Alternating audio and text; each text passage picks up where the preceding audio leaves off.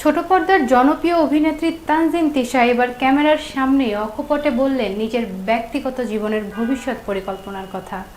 যুক্তরাষ্ট্রভিত্তিক Bangla TV channel ঠিকানা টিভির YouTube চ্যানেলে সম্প্রসারিত অতিথি হয়ে এসেছিল তিনি।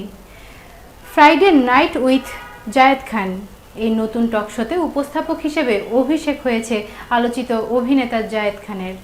অনুষ্ঠানটি প্রথম পর্ব সম্প্রচারিত হয় গত শুক্রবার রাত ৮টায়। অনুষ্ঠানের এক পর্যায়ে জায়েদ খান তানজিন তিশাকে প্রশ্ন করেন, আগামী ৫ বছর পর নিজেকে কোথায় দেখতে চান? উত্তরে তিশা বলেন, আমি হব মা, এর মধ্যেই আমি বিয়ে করব, মা হব। তিনি আরও বলেন, মানুষের পেশাগত জীবনের পাশাপাশি ব্যক্তিগত জীবনও গুরুত্বপূর্ণ। আমার ভবিষ্যৎ জীবন গোপন রাখতে চাই না।